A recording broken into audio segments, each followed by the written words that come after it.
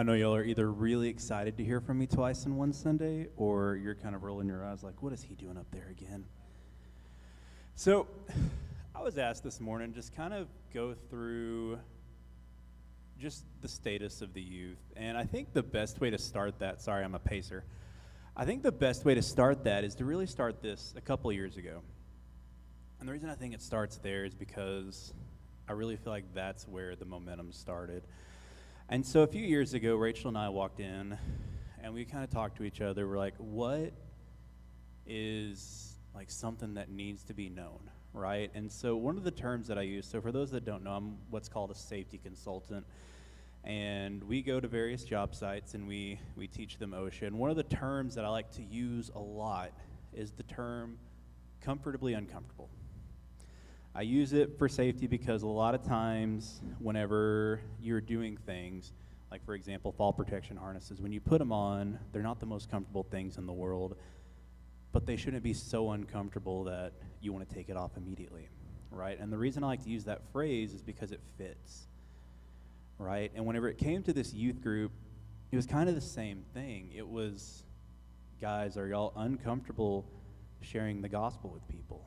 And if not, you need to be comfortable being uncomfortable with it, right? Because you're not going to share it with the same type of people, right? No two people in here are the same.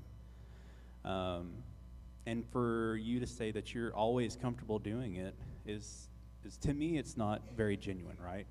So you got to be comfortable being uncomfortable in that thought process. So one of the things we challenge them is we just started it small. We're like, hey guys, this year we want to challenge each of y'all to just start by praying in front of a group.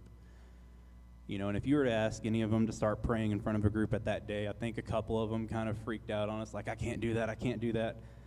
And now we're at a point where you'd be surprised at any of them not wanting to pray in front of the group. So we started that summer in 23 with being comfortably uncomfortable. And then so we went into last year, we were like, what message is God telling us? Because, you know, I mean, you've probably been through a Bible study where it seems like the same thing keeps coming up over and over again. And so it's like, well, what is God telling us that day? And so we thought, and finally God showed us what it was, and that was trust the journey, right? God's taking us on a journey, and does anybody in here like traveling somewhere they've never been without a map or anything like that? Because I don't, right? And part of life is traveling somewhere where we don't know where we're necessarily going, but God's got all the directions, and we just have to trust his journey. And so last year we really emphasized just trusting what God has in store for us, as opposed to trying to force and let our will and really let God's will be done in this, which leads us into this year. And now I've talked about the two kind of themes we've had for the past 2 years, and this one's been a little bit different in the sense of it's difficult to track down. You know, and the reason I say that's because it's not that it's just been one thing that's been telling us, it's been a couple of things that's been kind of all over all of our lessons. So you've heard a couple of them talk where, you know, you've heard mental health, you've heard some talk where maybe technology's gotten in front of them. You've heard one talk where maybe it was just they didn't know if it was the right place, right?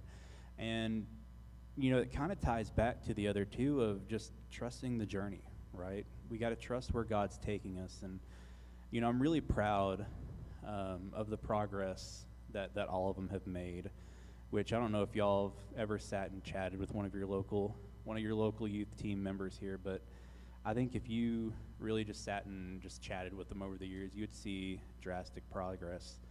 And a lot of these lessons aren't lessons necessarily that you started with, right?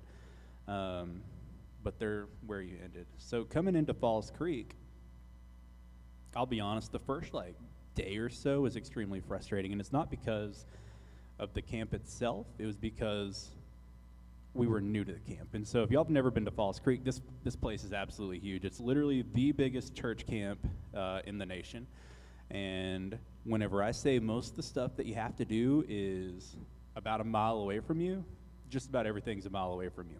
And so the first day we got there, Rachel and I went, we got signed in, and we go up to our cabin thinking the cabin key would be there for us because nobody told us otherwise, and the cabin was locked. And so we're like, oh, great. What are we? Keep in mind, it's like, what, 110? We're up in a mountain, 110, it's hot, it's humid. And so like, we're immediately started with the challenge, right? And it was just kind of overcoming those challenges to really finish out the week. And Joseph, Haley, they're both right. Like, we got to attend, like, what, 5 or 6 breakout sessions that I think were really, really good for each of the individuals that got to attend them. But, with all that being said, as we close out kind of this portion of it and I pass it on to Steve, I just really want to say that God's doing things in these students' lives. I see it. I hope you guys see it as well. I'm really proud of each and every one of them because, like I said, each and every one of them has made progress this summer, whether they realize it or not. And at that, Steve, I'm going to turn it over to you.